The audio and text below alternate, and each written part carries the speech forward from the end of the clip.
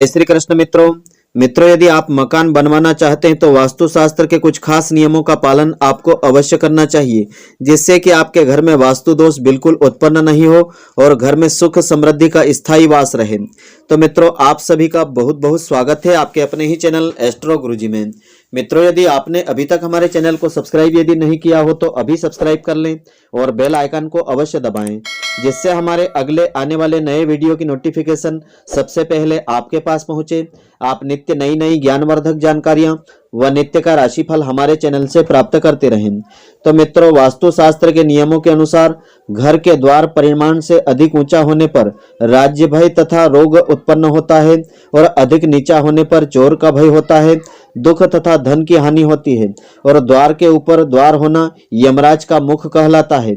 यह वास्तुशास्त्र के अनुसार उचित नहीं माना जाता है और एक दरवाजे के ऊपर यदि दूसरा दरवाजा बनाना हो तो उसे नीचे दरवाजे की अपेक्षा थोड़ा सा छोटा आपको बनवाना चाहिए। सभी दरवाजों का शीर्ष एक सीध में होना उत्तम माना गया है और नीचे के द्वार से ऊपर का द्वार द्वादशांश छोटा होना चाहिए, यानी 12वां अंश थोड़ा छोटा आपको रखना चाहिए। नीचे के कमरे से ऊपर के कमरे की ऊंचाई द्वादशांश थोड़ी सी कम आपको रखना चाहिए।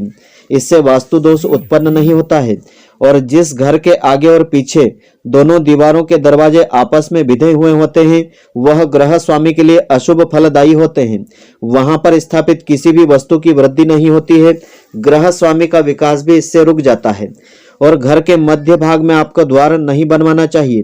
मध्य में द्वार बनाने से कुल का नाश होता है, धन धान्य का नाश होता है, स्त्रियों के लिए दोष उत्पन्न करने वाला होता है।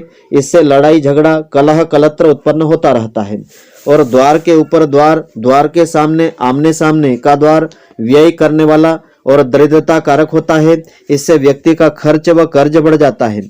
और सीढ़ियों के बारे में वास्तुशास्त्र के अनुसार इस प्रकार से बताया है, सीढ़ी के ऊपर का दरवाजा पूर्व व दक्षिण दिशा की ओर होना शुभ फलदायी होता है। सीढ़ी मकान के पश्चिम या उत्तर भाग में आपको नहीं रखना चाहिए, इससे वास्तु दोष उत्पन्न होता है।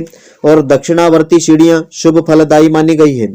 सीढ़ियों के विषय में ऐसा बताया है कि सीढ़ियां, खंबे, सहतिर, दरवाजे, खिड़कियां आदि को कुल संख्या में 3 से भाग दे करके यदि भाग देने पर 1 शेष बचे तो इंद्र, 2 शेष बचे तो काल, यम और 3 शेष बचे तो राजा संज्ञा मानना चाहिए। काल आने पर संख्या अशुभ समझना चाहिए। दूसरे शब्दों में कहें तो सीढ़ियों और आदि की जो इंद्र, काल और राजा आदि क्रम से गणना करें, यदि अंत में काल आए तो अशुभ माना गया है। और खंभों के बारे में इस प्रकार से बताया है कि प्रदक्षिण क्रम से यानी परिक्रमा के क्रम से उसके क्रम के बिना स्थापित किए गए जो खंभे हैं भयदायक माने गए हैं।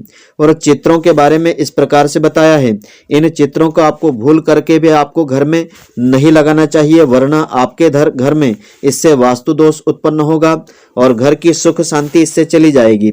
तो सिंह, सियार, सुअर, सांप, गिद्ध, उल्लू, कबूतर, कौवा, बाज, बगुला, गोह, बंदर, ऊंट, बिल्ली आदि के जो चित्र होते हैं और मांस भक्षी पशु पक्षियों के चित्र, रामायण महाभारत आदि के युद्ध के चित्र, खड्ग युद्ध आदि के चित्र, इंद्रजाल आदि के तांत्रिक चित्र, राक्षसों भूत प्रेत के भयंकर चित्र, रोते हुए मनुष्य के चित्र, ये सभी चित्र वास्तुशास्त्र के अनुसार अशुभ फलदायी माने गए हैं। इन चित्रों को आपको भूल करके अपने घर की दीवार पर नहीं लगाना चाहिए। और दीवार के बारे में वास्तुशास्त्र के अनुसार इस प्रकार से बताया है कि घर की चौड़ाई के 16वें भाग के बराबर दीवार आपको बनवाना चाहिए, परंतु यह नियम ईंट की दीवार के लिए बताए हैं। नई ईंट के साथ पुरानी ईंट और कच्ची ईंट के साथ पक्की ईंट आपको नहीं लगवाना चाहिए। यदि लगाना आपके लिए आवश्यक हो, आपकी मजबूरी हो, तो पुरानी या कच्ची ईंट को नीचे लगा करके उसके ऊपर नई या पक्की ईंट आप लगा सकते हैं। फिर पुरानी या कच्ची ईंट लगा करके नई या पक्की ईंट आपको आगे लगाना चाहिए। इस क्रम से दोनों प्रकार की ईंट आप लगवा सकते हैं। और जो दीवार ऊपर से भारी तथा नीचे से हल्की हो, जिसमें सीमेंट आदि कम हो तथा अधिक लगी हो, जो कहीं से मोटी तथा पतली आपको दिखाई दे, जिसमें जोड़ की रेखा आपको दिखाई दे, तो वह धन की हानि करवाने वाली होती है। दीवार चुनने पर यदि पूर्व दीवार बाहर निकल जाए तो ग्रह स्वामी के लिए तीव्र राजदंड का भय इससे होता है। दक्षिण की दीवार बाहर निकल जाए तो इससे व्याधि उत्पन्न होती है, राजदंड का भय होता है। और पश्चिम की दीवार बाहर निकले तो धन हानि एवं चोर आदि का भय इससे बढ़ जाता है। उत्तर की दीवार बाहर निकले तो ग्रह स्वामी एवं मित्र आदि पर कष्ट होता है। ईशान कोण की दीवार बाहर निकल जाए तो गाय बैल वाहन आदि गुरुजनों आदि का नाश इससे होता है। और आग्नेय कोण की दीवार बाहर निकले तो भीषण अग्नि भय होता है। ग्रह स्वामी के लिए प्राण संकट की स्थिति इससे निर्मित होती है। नैऋत्य कोण की दीवार बाहर निकल जाए तो कलह कलत्र उपद्रव पत्नी पर संकट इससे आता है। और वायव्य कोण की दीवार यदि बाहर निकल जाए तो वाहन पुत्र नौकर आदि के लिए उपद्रव उत्पन्न हो जाता है। और इसके अलावा द्वार वेद इस प्रकार से वास्तु शास्त्र में बताया है। मुख्य द्वार के सामने कोई वस्तु हो तो उसे द्वार वेद कहा जाता है। द्वार के सामने किसी वस्तु के होने से क्या फल मिलता है यह हम जानते हैं। तो द्वार के सामने मार्ग गली या सड़क होने से ग्रह स्वामी की मृत्यु तुल्य कष्ट होता है, कुल का क्षय होता है, बंधन तथा अनेक प्रकार के रोग उत्पन्न होने का संकेत करता है। द्वार के सामने वृक्ष आदि होने से बालकों में दोष ऐश्वर्य आदि का नाश होता है, नाना प्रकार के रोग होने का संकेत होता है। द्वार के सामने कीचड़ गंदगी आने से शोक होता है, जल प्रवाह आदि होने से व्यर्थ खर्च बढ़ता है, अनेक प्रकार के अनर्थ बढ़ जाते हैं। कुआ आदि होने से मृगी रोग अतिसार रोग भय तथा बंधनकारी होता है। और घर के सामने मंदिर आदि होने से ग्रह स्वामी का नाश, बालकों में दुख होता है, मंदिर का द्वार होने से विनाश होता है, खंबा आदि होने से स्त्रियों में दोष उत्पन्न होते हैं, ग्रह स्वामी को मृत्यु तुल्य कष्ट होता है, दासत्व तथा दुर्भाग्य की इससे प्राप्ति होती है। घर के सामने कील नुमा कोई खंबा आदि होने से अग्नि भय होता है, अपवित्र वस्तुओं के होने से ग्रह स्वामिनी बंध्या होती है। और दूसरे घर का द्वार होने से धन धान्य का विनाश होता है। घर के सामने किसी देव मंदिर की ध्वजा आदि होने से द्रव्य धन का नाश होता है, रोग उत्पन्न होता है। दीवार होने से दरिद्रता होती है, गड्ढा आदि होने से कलह कलत्र विरोध तथा धन की हानि होती है। श्मशान घाट आदि होने से भूत प्रेत पिशाच आदि ऐसे भय होता है। और कोई चबूतरा होने से मृत्यु तुल्य कष्ट होता है। पनाला आदि होने से दुख भय तथा कलह उत्पन्न होता है। बावड़ी आदि होने से अतिसार रोग सन्निपात तथा दरिद्रता घर में आती है। कुम्हार का चक्र आदि होने से हृदय रोग परदेशवास होता है। ओखली आदि होने से घर में निर्धनता आती है, दरिद्रता बढ़ जाती है। ओखली होने से काफी दुख शोक आदि बढ़ जाता है। शिला पत्थर आदि होने से शत्रुता होती है, पथरी रोग आदि होने की शंका होती है। भस्म आदि राख आदि होने से बवासीर रोग होता है। दीमक आदि की बांबी होने से परदेश गमन होता है। किसी का मकान आदि का कोना होने से दुर्गति तथा मृत्यु तुल्य कष्ट होता है। और भट्टी आम आदि होने से पुत्र का नाश होने का भय रहता है। छाया होने से घर में निर्धनता आती है। यदि घर की ऊंचाई से दुगनी जमीन छोड़ करके वेद वस्तु हो तो उसका कोई दोष नहीं लगता है। यदि घर और वेद वस्तु के बीच में राज्य मार्ग चौड़ा रास्ता हो तो उसका दोष नहीं लगता है। और यदि वेद वस्तु घर के सम्मुख नहीं हो करके घर के पीछे अथवा बगल में हो तो उसका दोष नहीं लगता है। और राजमहल या देव मंदिर और मंडप के द्वार में मार्ग वेद का दोष नहीं लगता है। इस प्रकार वास्तुशास्त्र के नियमों के अनुसार यदि आप अपने घर का निर्माण करवाएंगे तो आपके घर में वास्तु दोष उत्पन्न नहीं होगा और घर में सुख समृद्धि का स्थायी वास भी रहेगा। और वास्तुशास्त्र के अनुसार घर के आंतरिक कक्ष आपको इस प्रकार से रखना चाहिए। घर के भीतर किस दिशा में कौन सा कक्ष आपको रखना चाहिए, इसको विभिन्न ग्रंथों में इस प्रकार से बताया है।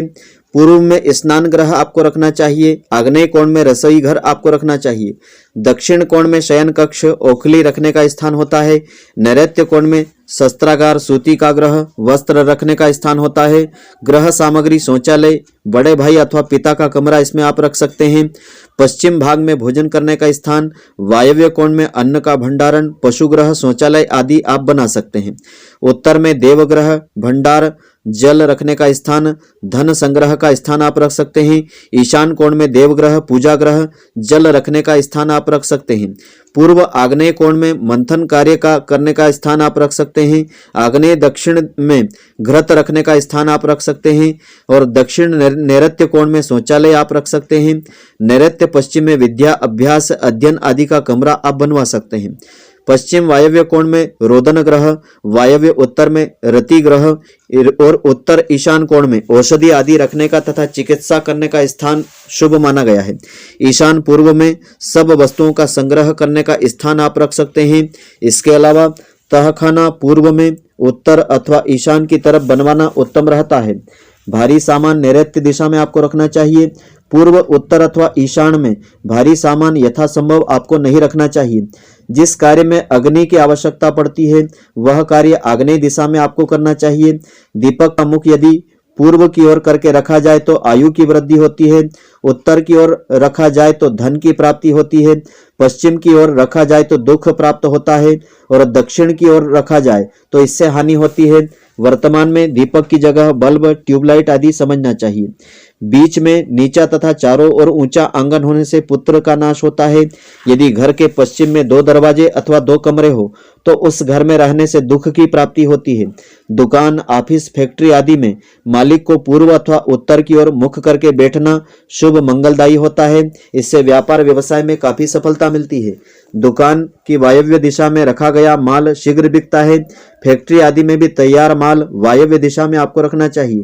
भारी मशीन आदि पश्चिम दक्षिण में आपको रखना चाहिए। दुकान का मुख वायव्य दिशा में होने से बिक्री अच्छी होती है। ईशान दिशा में पति पत्नी को शयन नहीं करना चाहिए, अन्यथा कोई बड़ा रोग होने की आशंका होती है। पूजा पाठ, ध्यान, विद्या अध्ययन आदि सभी शुभ कार्य पूर्व अथवा उत्तर दिशा की ओर मुख करके करना चाहिए। नृत्यशाला पूर्व, पश्चिम, वायव्य, आग्नेय दिशा में बनाना चाहिए। घर के नैऋत्य भाग में किराएदार या अतिथि को नहीं ठहराना चाहिए, अन्यथा वह स्थायी रूप से वास कर सकता है। उन्हें वायव्य भाग में ठहराना उचित होता है। और पशुशाला, घुड़शाला आदि के लिए स्थान श्रेष्ठ बताए हैं। गौशाला के लिए वृषभ और आय श्रेष्ठ है। घुड़शाला के लिए ध्वज, वृषभ, खर आय श्रेष्ठ है। तो इस प्रकार से आप उचित स्थान जान करके यदि भवन का निर्माण कराएंगे तो आपके घर में वास्तु दोष उत्पन्न नहीं होगा और घर में सुख समृद्धि का स्थायी वास भी रहेगा। तो मित्रों, आशा करता हूं कि आपको हमारी यह ज्ञानवर्धक जानकारी पसंद आई होगी। यदि आपको पसंद आई हो तो आप हमारे वीडियो को लाइक व शेयर अवश्य करें। धन्यवाद। जय श्री कृष्ण मित्रों, फिर मिलेंगे।